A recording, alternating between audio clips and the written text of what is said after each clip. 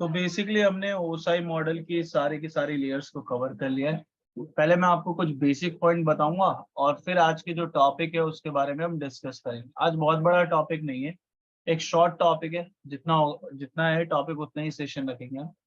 So last time हमने OSI model पढ़ा था, याद हो सभी को। तो मैंने बताया था ओसाई मॉडल में आपको लेयर्स के बताए थी इंफॉर्मेशन। जैसे मैंने बताया था सबसे पहले कौन सी लेयर होती है आपके पास, एप्लीकेशन। फिर आपके पास आती है प्रेजेंटेशन। फिर आपके पास लेयर होती है सेशन लेयर। फिर आती है आपके पास ट्रांसपोर्ट लेयर। फिर आपके पास आती है network layer, then data link layer and physical. अब बात समझना ये है कि एप्लीकेशन, प्रेजेंटेशन और सेशन, कौन कौन सी, एप्लीकेशन, प्रेजेंटेशन और सेशन लेयर, इन तीनों लेयर्स को बोला जाता है अपर लेयर। क्या बोला जाता है इनको? Upper layer. अपर लेयर का मतलब ये तीनों लेयर आपके डेवलपर्स टीम के पास होती है, ठीक है, क्योंकि एप्लीकेशन को डेवलप करने का काम उनका है। डेटा किस टाइप का यूजर से रिसीव करना है वो भी यही बताते हैं, और सेशन कितनी देर तक बना रहना है वो भी यही डिफाइन कर। Clear?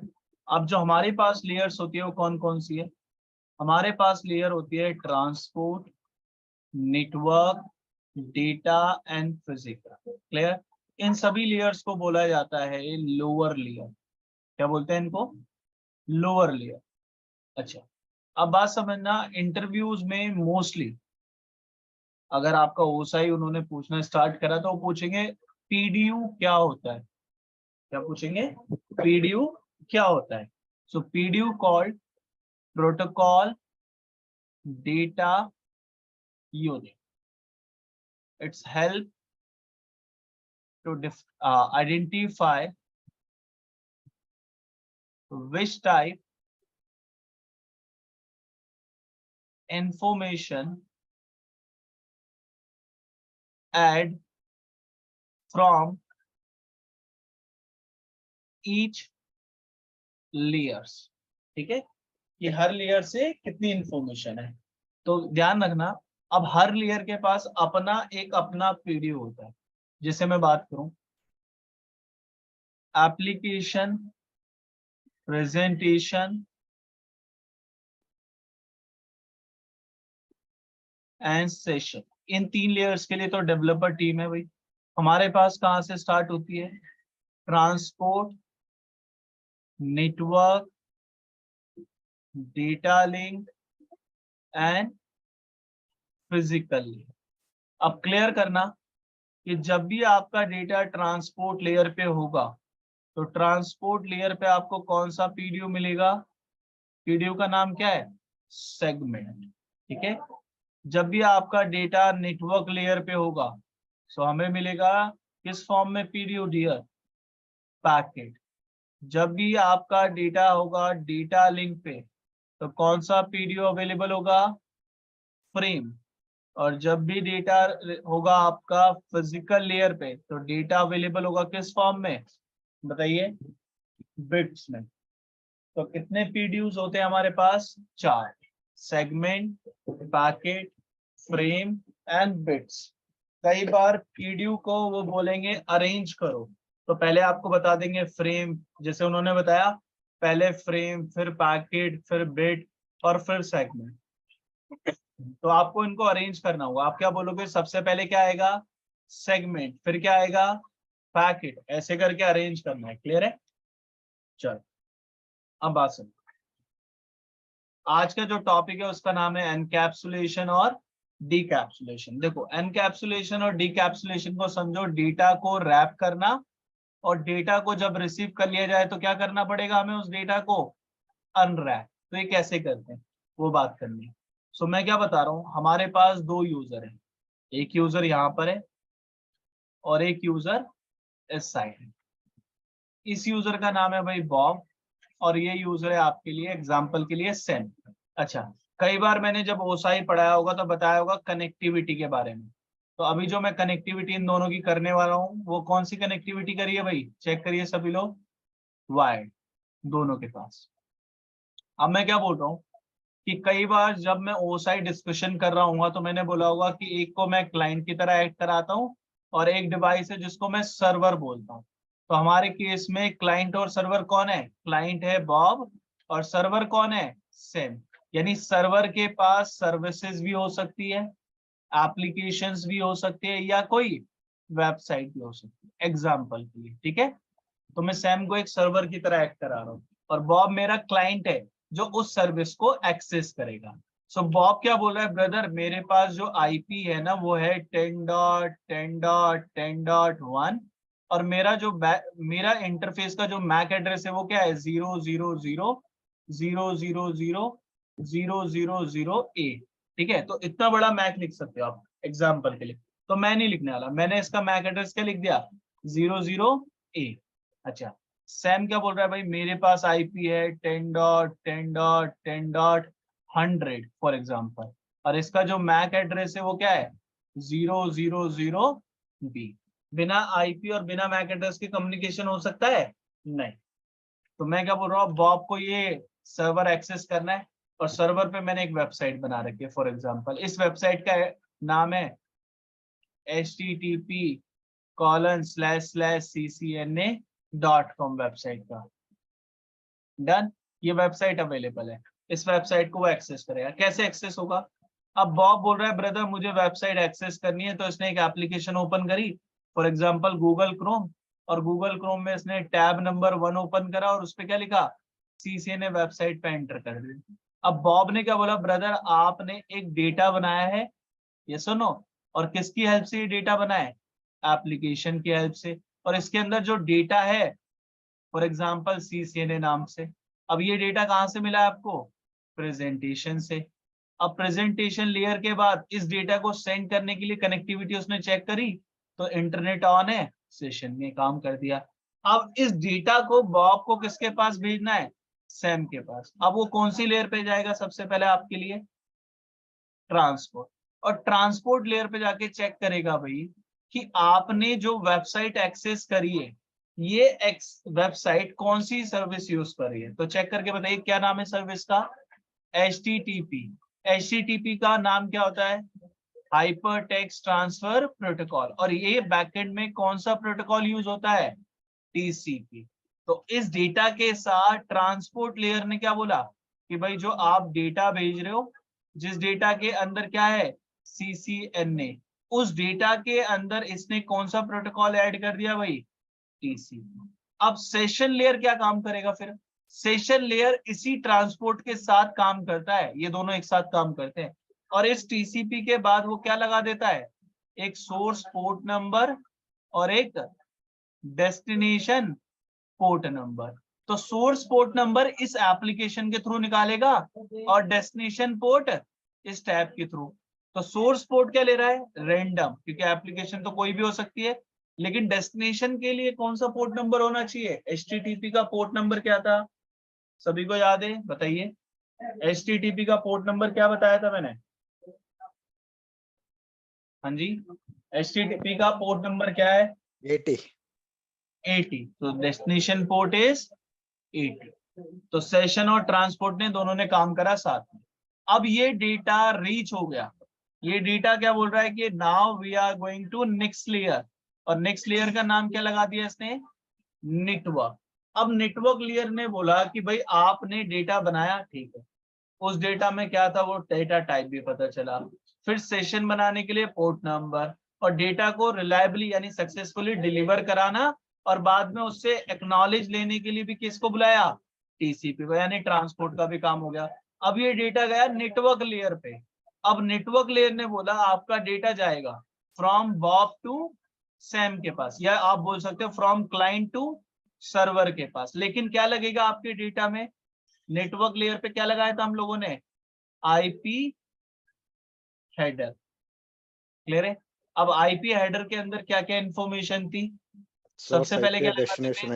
IP, destination IP, and साथ में एक और इंफॉर्मेशन थी भाई, अगर आप भूल गए हैं तो कोई बात, protocol to know about my upper layer. भाई नेटवर्क से पहले कौन सी लेयर थी वो भी बताओगे? सो सोर्स आईपी जो डेटा को सेंड करने वाला है बॉब 10.10.10.1 और डेस्टिनेशन आईपी इज जिसको डेटा सेंड करना है, किसके पास जाना है ये डेटा सेंड होके, सेम के पास, यानी 10.10.10.100। अब नेटवर्क लेयर बोलेगा भाई मेरे से पहले कौन सी लेयर थी, ट्रांसपोर्ट, और ट्रांसपोर्ट पे क्या यूज करा गया था, टीसी, अपर लेयर बता दिया। अब ये डेटा रीच हुआ नेक्स्ट लेयर पे, नेक्स्ट लेयर का नाम है डेटा लिंक। डेटा लिंक ने बोला भाई डेटा जाएगा, लेकिन डेटा के साथ इंफॉर्मेशन लगेगी कि किस पोर्ट से बाहर गया है, यानी किस डिवाइस ने भेजा है। तो उसने डेटा क्या लगाया, आपने डेटा के साथ कौन सा हेडर ऐड करा, अब क्या नाम है डेटा का, ईथरनेट हेडर। और ईथरनेट हेडर के अंदर भी इंफॉर्मेशन थी, कौन कौन सी थी भाई, सोर्स मैक और destination MAC address and then type field to know about my upper layer. ठीक है, तो इसने बोला भाई सोर्स मैक जो डेटा भेज रहा है बॉब 000 जिसको जाना है 00B, और टाइप फील्ड का मतलब डेटा लिंक से पहले नेटवर्क लेयर, और नेटवर्क लेयर पे हमने क्या लगाया था, आईपी हेडर। ये आईपी हेडर IPv4 का था या 6 का था, तो उसने बोला भाई IPv4 का। ठीक है, अब ये डेटा कौन सी लेयर पे रीच करा रहे हैं, ये डेटा गया आपका लास्ट फिजिकल। अब फिजिकल लेयर की रिस्पॉन्सिबिलिटी है डेटा को लेकर इस वायर से सैम के पास जाना या रेडियो सिग्नल्स के थ्रू जाना। ठीक है, अब वो डिपेंड करता है, या किसी केबल फाइबर केबल के थ्रू जाना। तो डेटा ने देखा भाई हमारा कनेक्शन वायर्ड है और एक ईथरनेट टेक्नोलॉजी यूज हो रही है, सो उसने इस डेटा के साथ क्या लिखा, आरपा, यानी डेटा को एक एनकैप्सुलेशन में रैप करा और इस डेटा को पूरा कन्वर्ट कर दिया किसके अंदर, 0101। लेकिन लेकिन लेकिन याद रखना इस फिजिकल लेयर पे डेटा को क्या बोला गया है, ये टोटल डेटा कितने बिट का है और किस टाइम गया है, वो टाइम स्टैम्प भी लगती है इसके अंदर। क्या क्या लगती है, पहले एनकैप्सुलेशन, फिर डेटा को 0101 में करा, देन डेटा को कितने साइज का भेजा गया है और किस टाइम पर भेजा गया वो भी लगता है। भाई ठीक है, ये जो आपने बॉब की तरफ से काम करा है इसी को आप लोग क्या बोल रहे हो, अब क्या करा गया है डेटा को, एनकैप्सुलेशन, यानी डेटा रैप हुआ यहाँ पर हमारा। अब डेटा सामने वाले को मिला, अब उस जैसे ही सामने वाले को ये डेटा मिला उसने इसको अनरैप करना स्टार्ट किया।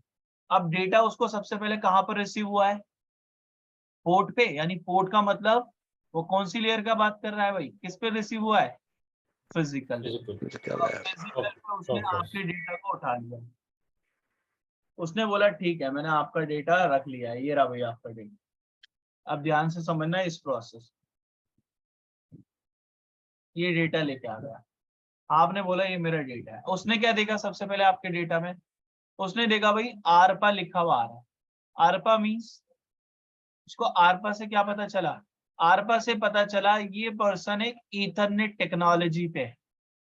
ठीक है, ईथरनेट 0101 से, यानी उसे क्या पता चला, ये डेटा एक एनकोडेड है, किसमें है भाई, एनकोडेड फॉर्मेट में है। अच्छा, बिट से क्या पता चला, डेटा का साइज कितना है। टाइम स्टैम्प से क्या पता चला, टाइम स्टैम्प से कि डेटा किस टाइम पर आया है। ठीक है, बढ़िया है भाई, डन है। नाउ अब उसने डेटा को दूसरी नेक्स्ट लेयर पे ले गया, नेक्स्ट लेयर पे उसको क्या पता चला, नेक्स्ट लेयर पे जैसे ही उसने बोला मेरा डेटा अब नेक्स्ट लेयर पे अवेलेबल है, नेक्स्ट लेयर का नाम क्या बताया उसने, डेटा लिंक। और डेटा लिंक पे उसने बोला भाई डेटा आ गया आपका, लेकिन आपके डेटा में क्या क्या लग कर आ रहा है, उसने देखा क्या क्या लग के आ रहा है।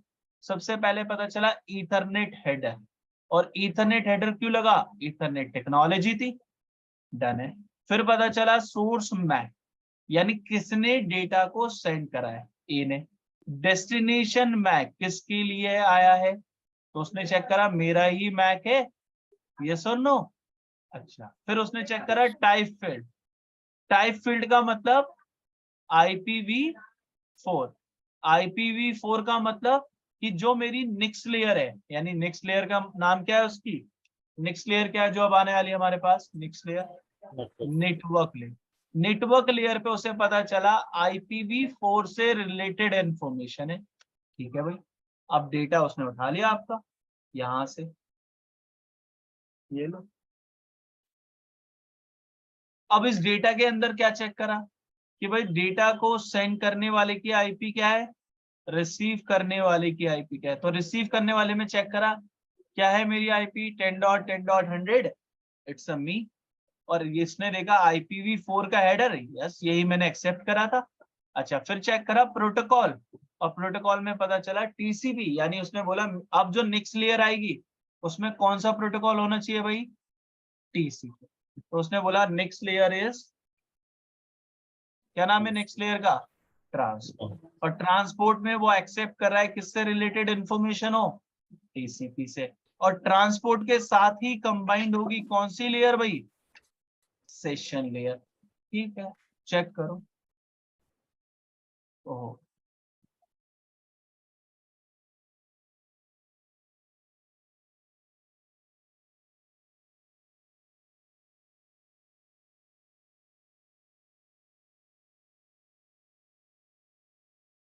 यही इंफॉर्मेशन मिली उसको, देख लो आप लोग। कौन सा हेडर लगकर आ रहा है? TCP प्रोटोकॉल का, एक्सेप्ट भी वही करा था। सेशन लेयर पे क्या पता चला कि सोर्स कौन सा पोर्ट यूज कर रहा है, ये रैंडम पोर्ट है या वेल नोन पोर्ट है भाई? ये बताओ सबसे पहले। Which type of source port number and which type of destination port number, कौन कौन से यूज कर रहे हो? Source port is random and destination port is well, क्योंकि उसने बोला है 80 means we are using the which service? HTTP। अगर आप क्लाइंट, यानी आपका क्लाइंट बोल रहा है मुझे डाउनलोड करना है, तो कौन सा सर्विस यूज हो रहा है? FTP। और डेस्टिनेशन पोर्ट क्या होगा? 21। ठीक है, आ जाओ नेक्स्ट पे। ट्रांसपोर्ट के बाद आपका डेटा जाएगा किस पे भाई? Which layer? The presentation layer and application की डेटा आपको कैसे रिप्रेजेंट करना, वो आपके एप्लीकेशन पे क्या आ जाएगा? एक नोटिफिकेशन। डन। तो अगर आपको कोई यहाँ पर कोई अपडेट आती है नोटिफिकेशन में, वो कौन सी लेयर पे काम कर रहे होते हैं पर्सन? कौन सी लेयर पे करते हैं वो सभी लोग काम? ठीक है, यहाँ पर आपने डेटा को क्या करना सीख लिया? डिकैप्सुलेशन। हो गया। यही डेटा मैं आपको करके दिखाऊंगा वायरशार्क पे, सेम टू सेम प्रोसेस। देखो भाई वायरशार्क पे, लास्ट टाइम भी मैंने वायरशार्क पे ही दिखाया था आई थिंक।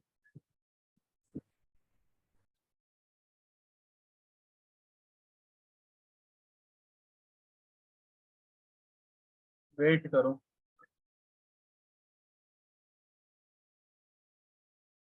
चलो रिमाइंड मी लेटर कर दो। वाईफाई वाले पे डबल क्लिक कर दो, बहुत सारा डेटा जाने दो फिर दिखाऊंगा।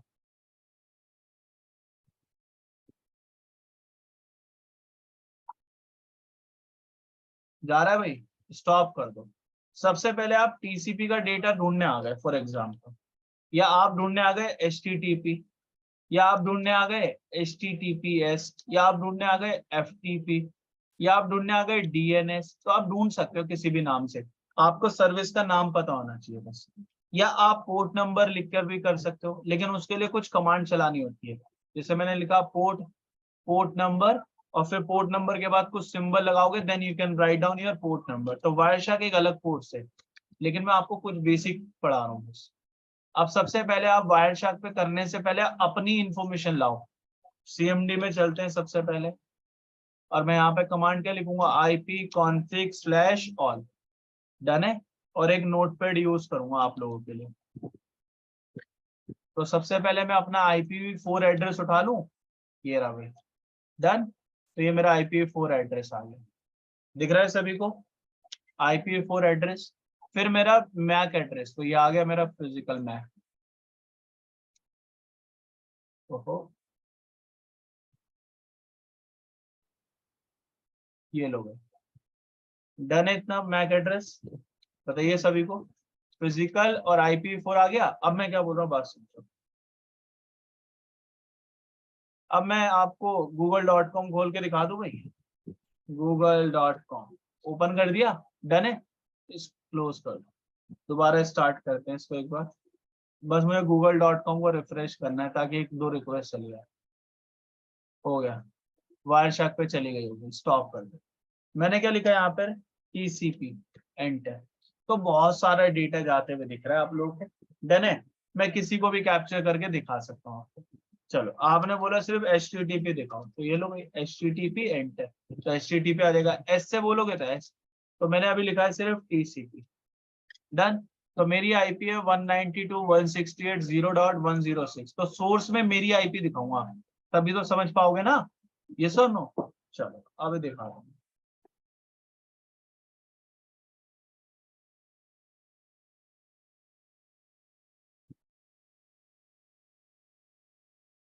ये वाला देखो, चलो ये वाला सोर्स इज 192.168.0.106, डेस्टिनेशन क्या है 170, ओपन करा, डन है। अब सबसे पहले इसको स्टेप बाय स्टेप डिकोड करना सीखा। तो ये जो फ्रेम लिखा हुआ है ना, ये मेरी लेयर 1 है, यानी मैंने आपको बोला कि मैंने डेटा को कैप्चर करा सबसे पहले, और कैप्चर करने के बाद क्या चेक करी, लेयर 1, लेयर 1, और लेयर 1 पे मुझे क्या पता चलता है कि डेटा कितने बिट का है या बाइट का है, डेटा कौन सी एनकैप्सुलेशन का है, टाइम स्टैम्प के बारे में, ये सुनो। तो देखो डेटा का साइज कितना बता रहा है, टोटल साइज कितना है भाई 97 बाइट, कितना है टोटल साइज, हाँ जी टोटल साइज कितना है 7 बाइट। अभी इसको भी डिकोड कर लेंगे, ठीक है। लेयर 1 पे चेक करो, इंटरफेस नंबर, एनकैप्सुलेशन टाइप, कब टाइप अराइव करा गया था डेटा, ठीक है, कैप्चर करते टाइम कितनी लेंथ थी, सारे इंफॉर्मेशन। अब बात समझो दूसरी, ईथरनेट 2, ये रोमन लैंग्वेज में लिखा है, यानी लेयर 2, यानी लेयर 2 पे क्या क्या मिलता है भाई, सभी को याद है, लेयर 2 पे क्या क्या होता है इंफॉर्मेशन, मैक एड्रेस, और क्या मिलता है, ईथरनेट हेडर, ये सुनो। तो चेक करते हैं इसके अंदर, चलो ये बोल रहा है सोर्स मैक, क्या आपका ही मैक है 287F वाला, यस। डेस्टिनेशन कोई है, यस।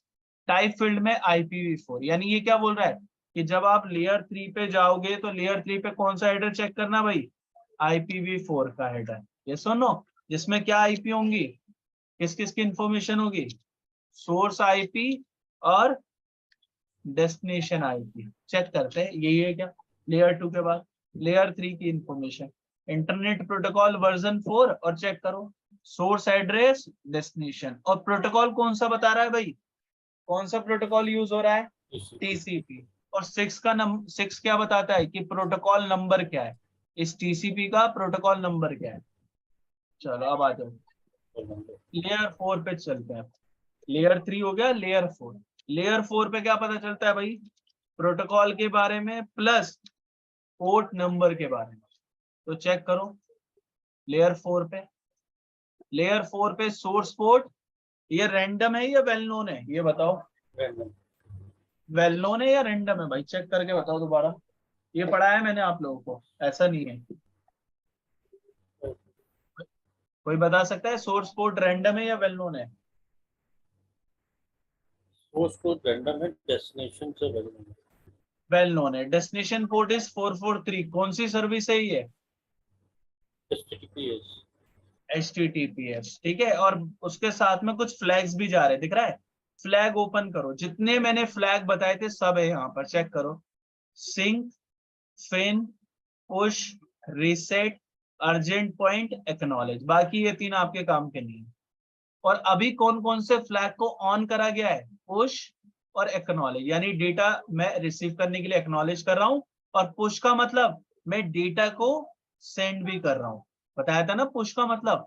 चलो अब दूसरी बात सुनो। अब लेयर 4 के बाद ये क्या लगा हुआ है, पढ़ना, नाम क्या लिखा है, TLS, ट्रांसपोर्ट लेयर। मैंने बताया था यार आपको डेटा को सिक्योर करने के लिए क्या यूज होते हैं, क्या यूज होते हैं, सर्टिफिकेट, SSL और TLS, वही वाला यूज हो रहा है। उसके अंदर आपके डेटा को इनक्रिप्ट कैसे करना है वो बता रहा है ना, क्या बोल रहा है, हाइपर टेक्स्ट ट्रांसफर प्रोटोकॉल पे रिकॉर्ड आया है आपका, उस रिकॉर्ड को क्या कर रहा है, इनक्रिप्टेड कर रहा है, किस पे, एप्लीकेशन डेटा को। डन है। अब बात समझो, आपके टोटल डेटा का साइज कितना बता रहा है, 97 बाइट। तो अब ध्यान से समझना, लेयर 2 पे क्या लगता है सबसे पहले, ईथरनेट हेडर, फिर क्या लगता है लेयर 3 पे IPv4 हेडर, फिर लेयर 4 पे क्या लगता है, प्रोटोकॉल का हेडर। एक लेयर 4 पे भी तो यूज होता है ना हेडर, TCP या UDP का हेडर। चलो अब मैं आपको बताता हूँ, देखो जब भी आप लेयर 2 पे जाओगे तो उस पे एक हेडर लगेगा जिसका नाम क्या है, ईथरनेट हेडर। और इस ईथरनेट हेडर का साइज कितना होता है बाय डिफॉल्ट भाई, कितना लिखा है पढ़िए, 14 byte. How much size, 14 byte. Layer 3 पे मैंने बताया था आपका एक हेडर लगता है जिसका नाम क्या होता है, IP हेडर, और उसका बाय डिफॉल्ट साइज कितना बताया था, 20 बाइट। अच्छा, लेयर 4 पे मैंने बात करी थी, कौन से हेडर लगते हैं भाई, TCP, जिसका साइज होता है 20 बाइट, और अगर आपने लगाया UDP that mean size will be 8 byte. तो आप मुझे अब कैलकुलेट करके बताओ, 97 में से लेयर 2 का हेडर काउंट करो, लेयर 3 का, लेयर 4 का, और फिर मुझे बताओ आपके हेडर, टोटल हेडर का साइज कितना है, सभी हेडर का मिला के कितना हो जाएगा।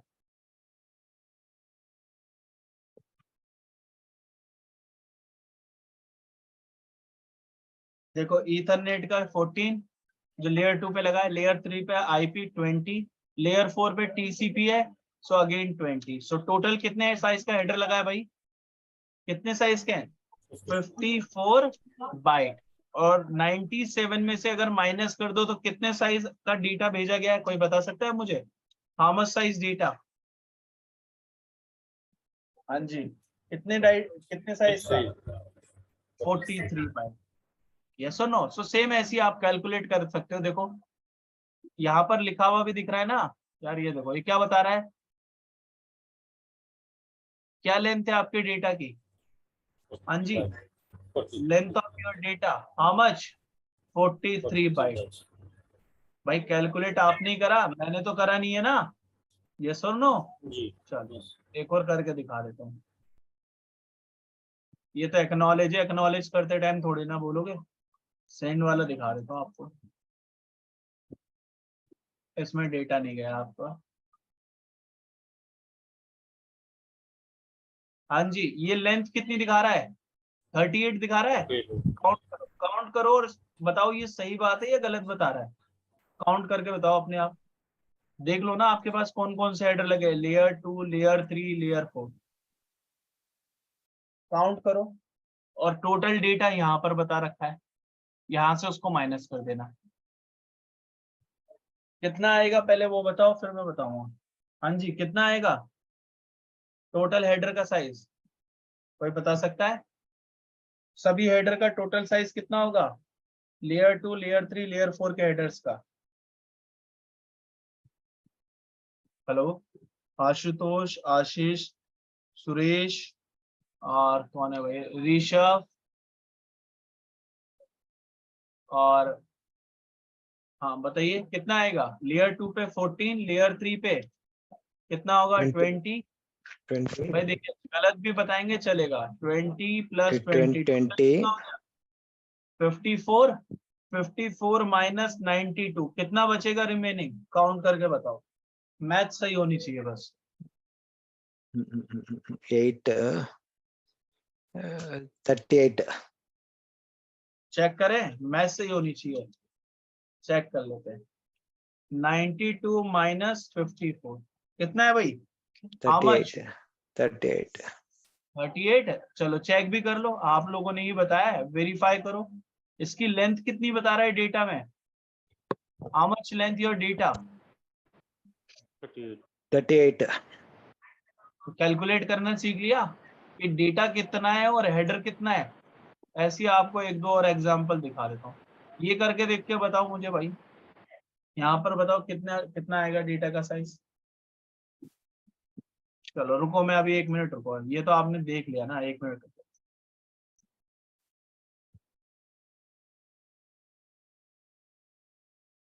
एक सेकंड रुको, स्टॉप करने दो, फिर मैं आपको दिखाऊँ।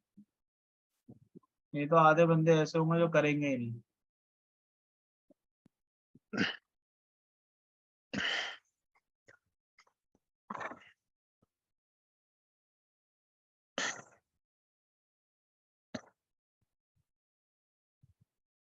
हाँ आप ये करो भाई।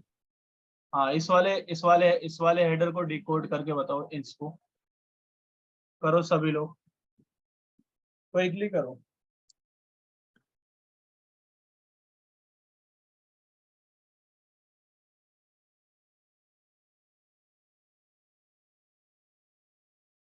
हाँ जी, करो सभी लोग अपने पास नोटबुक में। और सभी लोग मुझे अपने अपने जूम चैट पे कोई भी नहीं बोलेगा, मैं अपने आप पूछ लूंगा नाम से। डेटा 200 है। हाँ ठीक है, देख लेंगे, अभी चेक करेंगे गलत है या सही है। आशुतोष, आशीष, ऋषभ, आदित्य, आप भी लोग करिए भाई। आदित्य आप बताइए कितना साइज है डेटा का एक बार।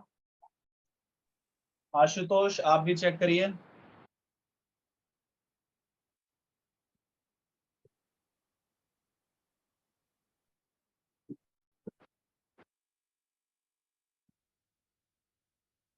हेडर का साइज कितना है भाई? How much header size? वो तो पहले ही कैलकुलेटेड होगा ना आप लोगों का। कितना था हेडर का साइज सबका? 14, 20, 54 54 54। तो माइनस कर दो टोटल डेटा में से। टोटल डेटा कितना था फ्रेम पे?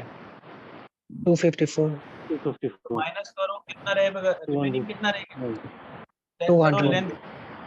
लेंथ कितनी है? 200 बाई क्लास। कल पढ़ाऊंगा IPv4 एड्रेस, ये सब पढ़ के आना कल।